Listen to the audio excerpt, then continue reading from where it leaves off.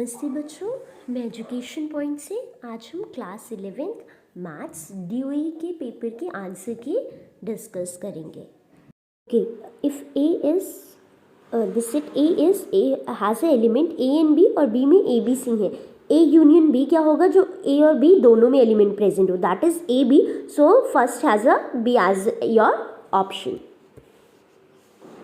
If U is your universal set and A is a any set और B आपका कोई भी set है, तो आपको A कॉम्प्लीमेंट क्या होगा? A कॉम्प्लीमेंट होगा वो एलिमेंट्स जो U में नहीं हो. So those elements are your B D F H. So 2 का option B will be your correct option. Two B 3 है, देन A क्रॉस B क्या होगा? जो A का फर्स्ट एलिमेंट है वो 1 3 और A जो सेकेंड एलिमेंट है वो 2 3. तो it is your option C. मतलब थर्ड का 1 3 and 2 3. I am sorry, it's your option D will be the correct option. Next fourth option में f of x is x square given है. f of 1.1 minus f of 1 करना है. सो इसको देखो, f of x, एक बार x की value put होगी 1.1 का स्क्वायर और एक बार 1. सो फोर्थ का योर ऑप्शन इज 2.1. इसको सॉल्व करने के बाद फिफ्थ वाज इजी क्वेश्चन. ये तो सिंपल सा cos 2x किसके इक्वल नहीं होता है? फर्स्ट ऑप्शन के. A will be the your correct option. Value of sine 2π/3 √3/2 होती है. B करेक्ट ऑप्शन होगा. नेक्स्ट क्वेश्चन नंबर 7th, आपको परमुटेशन बताना था 5p3 का, तो 7th का ऑप्शन A करेक्ट ऑप्शन होगा. इसमें फॉर्मूला यूज होना था n minus r.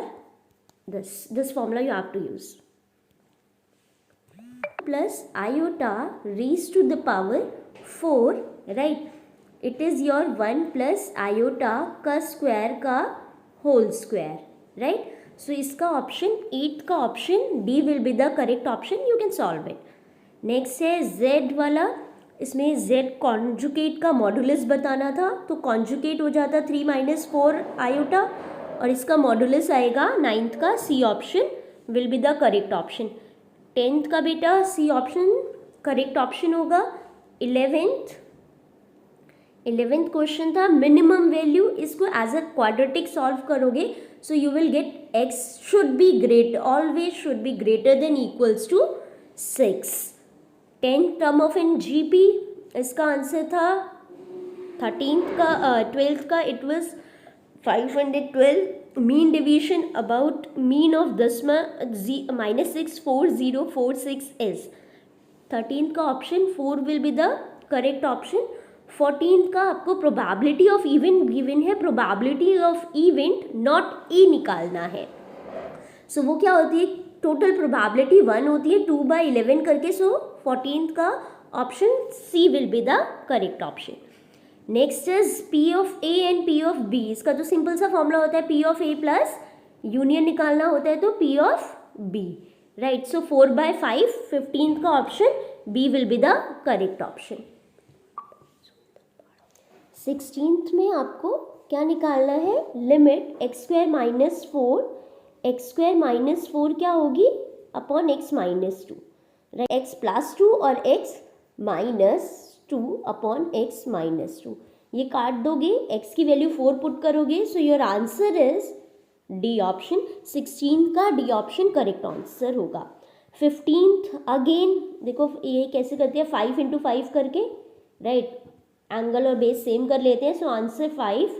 P की वैल्यू 5 आती, तो 17th का A option will be your correct option. 18th का बेटा डिस्टेंस निकालना है, जैसे आपने 10th में निकालते थे आप. इस बार Z एक्सिस भी ले लोगे. सो 10th का C ऑप्शन करेक्ट ऑप्शन होगा. You can solve this. 19th में बेटा ये सॉल्व करोगे तो आपको ये पता चलेगा कि हाँ इसका डेरिवेटिव 0 है, और ऑब्वियसली कांस्टेंट फंक्शन का डेरिवेटिव 0 होता है, तो इसका ऑप्शन असर्शन रीजन करेक्ट और एक्सप्लेनेशन भी करेक्ट है, तो A option will be your answer. Next है डिस्टेंस ऑफ पॉइंट इतने फ्रॉम Z एक्सिस, ये 5 यूनिट आएगा, तो ये गलत है बेटा, और ये आपका Z एक्सिस सही है. सो इसका आंसर होगा D option will be the answer. A is false and a reason is true. So you can match your answers, right? Please comment how many marks you are getting. Keep watching. Thank you.